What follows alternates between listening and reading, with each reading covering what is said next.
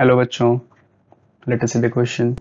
So question is a correct statement. The correct statement is R. हमको 4 statements दिए गए हैं और हमको फाइंड आउट करना है इसमें से कौन से करेक्ट स्टेटमेंट है। पहला स्टेटमेंट है the thermal stability of alkaline earth metal chloride decreases with increasing molecular mass but reverse order is true for their melting point. ठीक है। और सेकंड स्टेटमेंट है क्या, thermal stability of boron halides increases with decreasing molecular mass but reverse order is true for their melting point. Third statement says thermal stability of beryllium halides increases with decreasing molecular mass and same order is also true for their melting point. Fourth statement says thermal stability of hydroacids of halogens increases with decreasing molecular mass but reverse order is true for their melting point. तो हमें यहाँ पे कुछ chlorides की बात की गई है, कुछ हैलाइड्स की बात की गई है, उनके थर्मल स्टेबिलिटी, उनके मेल्टिंग पॉइंट्स के बारे में डिस्कस करने को कहा गया है। तो एक एक करके सभी स्टेटमेंट्स को हम एक्सप्लेन करेंगे। फर्स्ट स्टेटमेंट की बात करते हैं। सबसे पहले फर्स्ट स्टेटमेंट से शुरू करेंगे। तो फर्स्ट स्टेटमेंट कह रहा है कि alkaline earth metals, alkaline earth metal क्या होता है, जो ग्रुप 2 के मेटल्स होते हैं, जैसे कि हमारा जो बेरिलियम, मैग्नीशियम, कैल्शियम, स्ट्रोंशियम, ठीक है ना, ये जो होते हैं ये ग्रुप, ये जो एल्कलाइन अर्थ मेटल कहलाते हैं। तो इनके क्लोराइड्स की बात की गई है। कहा गया इनके क्लोराइड्स की जो थर्मल स्टेबिलिटी है वो क्या होता है, मोलिकुलर मास के इंक्रीज होने के साथ डिक्रीज होती है। ओके, तो अगर बात करें यहाँ पे थर्मल स्टेबिलिटी की, तो थर्मल स्टेबिलिटी क्या होती है,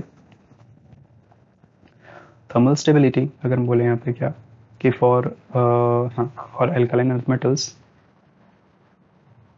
for alkaline earth metal chlorides की बात करें ऑप्शन ए में ना, अभी क्या हो जाएगा, जो थर्मल स्टेबिलिटी होगी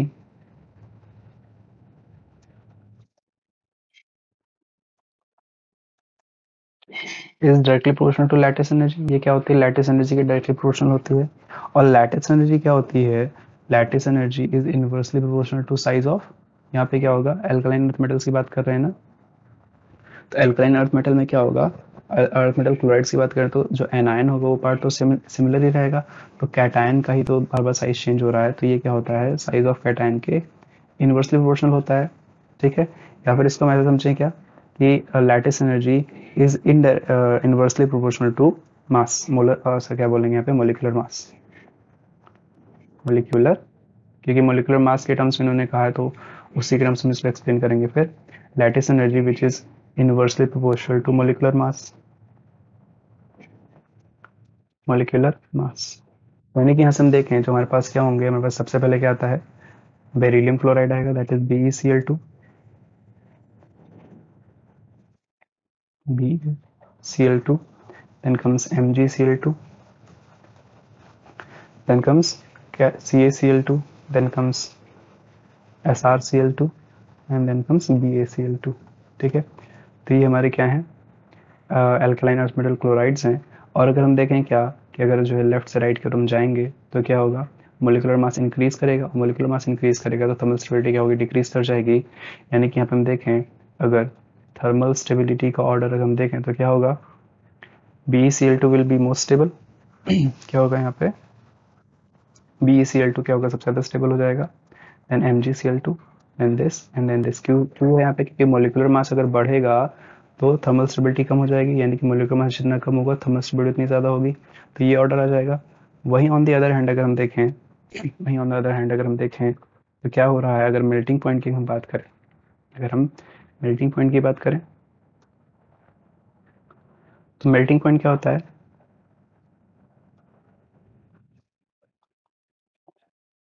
मेल्टिंग पॉइंट क्या होगा, मेल्टिंग पॉइंट की अगर हम बात करें तो as molecular weight, as molecular weight increases, molecular weight increases, जो मेल्टिंग पॉइंट होगा वो भी क्या करेगा, ऑल्सो इंक्रीज। जैसे जैसे मोलिकुलर वेट बढ़ेगा तो हमारा क्या होगा, मेल्टिंग पॉइंट भी इंक्रीज करता रहेगा। यानी कि इसका ऑर्डर क्या हो जाएगा, देन इसका ऑर्डर हो जाएगा BeCl2 का सबसे कम होगा और बेरियम क्लोराइड का जो है सबसे ज़्यादा होगा।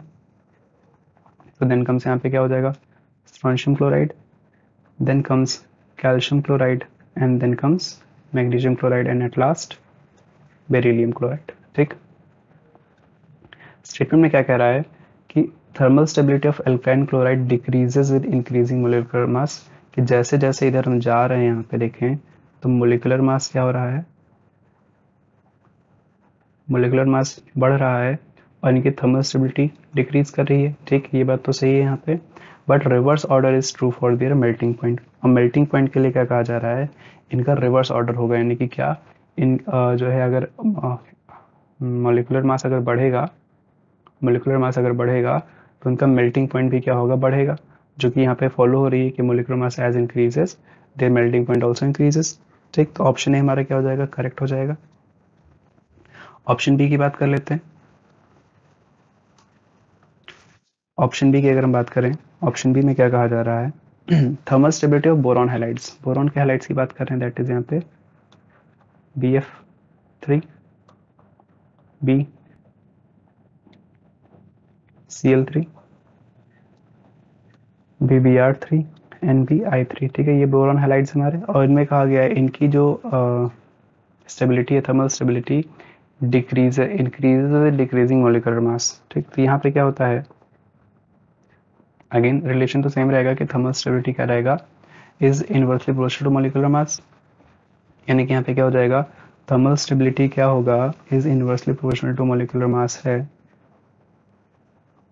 मोलिकुलर मास बढ़ेगा तो थर्मल स्टेबिलिटी कम हो जाएगी, यानी कि यहाँ पे क्या होगा, सबसे ज़्यादा स्टेबल BF3 होगा, देन BCl3, देन BI3 होना चाहिए। और क्वेश्चन में क्या कहा गया है कि it increases with decreasing molecular mass, it increases with decreasing molecular mass, कि जैसे जैसे मोलिकुलर मास देखिए इधर से अगर हम जाएं तो मोलिकुलर मास क्या होगा, कम होगा, तो स्टेबिलिटी तो इंक्रीज करेगी। फर्स्ट पार्ट तो सही है, but reverse order is true for their melting point. और इनके अगर मेल्टिंग पॉइंट की बात करेंगे तो मेल्टिंग पॉइंट में भी सेम ऑर्डर रहेगा, क्या, कि जैसे जैसे मोलिकुलर वेट इंक्रीज करेगा मेल्टिंग पॉइंट भी ऑल्सो इंक्रीजेस। ठीक, तो मेल्टिंग पॉइंट का ऑर्डर क्या हो जाएगा, इसका रिवर्स ऑर्डर हो जाएगा, दैट इज BF3 इज सबसे लीस्ट होगा, एंड BI3 क्या होगा, सबसे हाईएस्ट होगा मेल्टिंग पॉइंट में, then comes BBr3, then comes BCl3। ठीक है, ये क्यों है, क्योंकि क्या होगा, जैसे जैसे मोलिकुलर मास बढ़ेगा मेल्टिंग पॉइंट ऑल्सो इंक्रीजेस। तो स्टेटमेंट बी भी हमारा क्या है, करेक्ट है, स्टेटमेंट ए भी करेक्ट था, तो A and B are correct. Option, बाकी बात कर लेते हैं ऑप्शन सी की अगर बात करें हम, ऑप्शन सी में क्या कहा जा रहा है कि thermal stability of beryllium halides, beryllium halides की बात कर रहे हैं, इंक्रीजेस विद डिक्रीजिंग मोलिकुलर मास। तो बेरिलियम हैलाइड्स हमारे पास क्या है, बेरिलियम हैलाइड्स की अगर हम बात करें यहाँ पे, ये में क्या कहा जा रहा है यहाँ पे, increases with decreasing molecular mass. ठीक, तो सी हमारे पास है beryllium, beryllium that is B, इनके हैलाइड्स की बात कर रहे हैं F2, BE, Cl2, BE, Br2 and BeI2। ठीक है, यहाँ पे क्या होता है, लैटिस एनर्जी जो हमारी होती है, दैट इज हाँ, जो लैटिस एनर्जी होती है वो क्या होती है, इज इनवर्सली प्रोपोर्शनल टू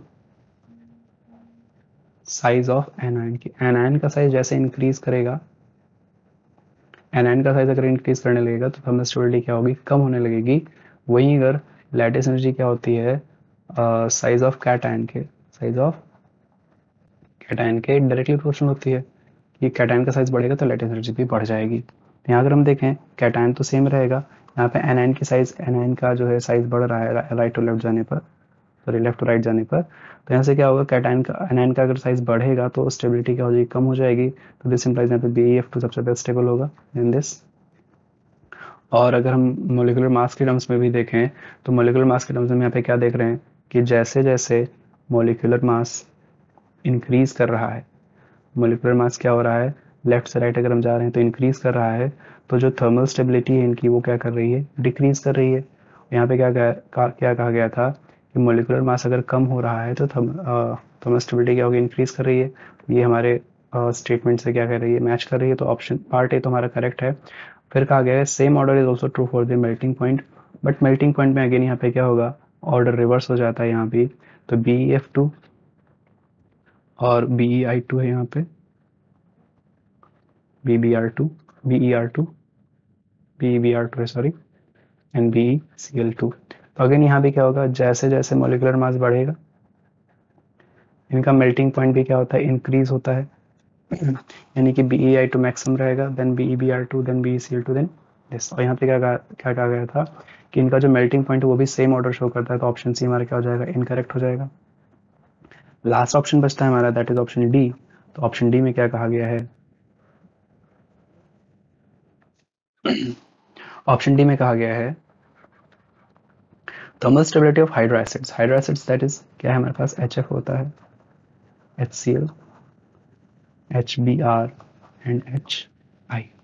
ठीक, इनकी बात करते हैं तो इनकी जो थर्मल स्टेबिलिटी है, इनकी जो थर्मल स्टेबिलिटी होती है उसका अगर ऑर्डर हम देखें तो क्या होगा, थर्मल स्टेबिलिटी का अगर हम ऑर्डर देखें तो यहाँ पे HF सबसे ज़्यादा स्टेबल होता है, ठीक है। देन क्या होगा, यहाँ पे HI होगा, सॉरी, देन क्या होगा, HCl होगा, देन क्या होगा, HBr, and then comes at last HI। तो ये तो थर्मल स्टेबिलिटी का ऑर्डर होता है। यहाँ पे क्या होता है कि ड्यू टू हाइड्रोजन बॉन्डिंग, यहाँ पे क्या होगा, एक्सटेंसिव हाइड्रोजन बॉन्डिंग होती है, इस वजह से इसकी स्टेबिलिटी क्या होती है, काफ़ी ज़्यादा हो जाती है। ठीक, तो ये ऑर्डर फॉलो होता है। बट अगर हम देखें यहाँ पे क्या कि ये जो हमारे हाइड्रो एसिड्स होते हैं, इन हाइड्रो एसिड्स में एक चीज़ हमको देखने मिलती है क्या, कि एक्सेप्ट HF को छोड़ के बाकी सारे जो HCl हैं, HBr हैं, HI हैं, ये क्या होते हैं, गैसियस स्टेट में होते हैं। ये क्या होते हैं, गैसियस स्टेट में होते हैं। और गैसियस स्टेट में जो स्टेबिलिटी हम जो है देखते हैं, यानी कि जो गैस में स्टेट में जो स्टेबिलिटी होगी वो क्या होगी, हम according to von der Waals forces देखते हैं। जो मेल्टिंग पॉइंट वगैरह होता है हम वॉन डर वाल फोर्स के अकॉर्डिंग देखते हैं। यहाँ पे वॉन डर वाल फोर्सेस, ठीक है। तो यहाँ हम क्या होगा कि देखेंगे यहाँ पे क्या कि जैसे जैसे साइज इंक्रीज करेगा तो जो वॉन डर वाल इंटरैक्शंस हैं, जो वॉन डर वाल इंटरैक्शंस हैं, वॉन डर वाल इंटरैक्शंस हैं, वो भी क्या होंगे, इंक्रीज करेंगे। जब वॉन डर वाल इंटरैक्शंस इंक्रीज करेंगे तो दिस इंप्लाइज इनका जो मेल्टिंग पॉइंट होगा वो भी क्या होगा, इंक्रीज करेगा। ठीक, तो यहाँ हम देखें इनका जो मेल्टिंग पॉइंट का ऑर्डर आएगा वो क्या आएगा, सबसे ज़्यादा साइज किसका होगा, HI का होगा। ठीक, सबसे ज़्यादा HI का होगा, तो HI का आएगा, then comes HBr, then comes HCl। But अब सबसे लास्ट में यहाँ पे HF आना चाहिए, बट अगेन यहाँ पे क्या होगा, जो यहाँ पे वॉन डर वाल इंटरैक्शंस होते हैं HF में क्या पाया जाता है, हाइड्रोजन बॉन्डिंग पाई जाती है। तो हाइड्रोजन बॉन्डिंग ये स्ट्रॉन्गर इंटरैक्शन होता है than compare to weak van der Waals forces. यहाँ पे HF अगेन यहाँ पे मेल्टिंग पॉइंट में भी क्या होता है, सबसे ज़्यादा ही रहता है, इसका मेल्टिंग पॉइंट भी इसका सबसे ज़्यादा रहता है, थर्मल स्टेबिलिटी भी इसकी ज़्यादा ही रहती है। तो इस वजह से ये हमारा ऑर्डर आ जाएगा किसका, मेल्टिंग पॉइंट का, और ये ऑर्डर रहेगा हमारा थर्मल स्टेबिलिटी का। क्वेश्चन में क्या कहा गया था, ऑप्शन डी में देखें, हाइड्रो एसिड्स कि थर्मल स्टेबिलिटी क्या कर रही है, इंक्रीजेस विद डिक्रीजिंग मोलिकुलर मास। यहाँ अगर हम देखें क्या कि जैसे जैसे मोलिकुलर मास बढ़ रहा है, मोलिकुलर मास, ठीक है ना, मोलिकुलर मास अगर बढ़ रहा है तो इनकी जो थर्मल स्टेबिलिटी वो तो डिक्रीज कर रही है। थर्मल स्टेबिलिटी क्या कर रही है, डिक्रीज कर रही है। तो ये तो फैक्ट मैच कर रहा है। But reverse order is true for the melting point. लेकिन मेल्टिंग पॉइंट में रिवर्स ऑर्डर ट्रू है क्या, मेल्टिंग पॉइंट में रिवर्स ऑर्डर अगर होता ट्रू तो HI की सबसे ज़्यादा होनी चाहिए, बट यहाँ पे क्या HF की सबसे ज़्यादा है, यानी कि सेकंड वाला पार्ट इसका गलत हो जाता है। ऑप्शन डी भी हमारा क्या हो जाएगा, इनकरेक्ट हो जाएगा। यानी कि हमको यहाँ पे दो स्टेटमेंट्स करेक्ट मिल चुके हैं, option A and option D, sorry option A and option B will be the correct answer for this question. I hope you understood. Best of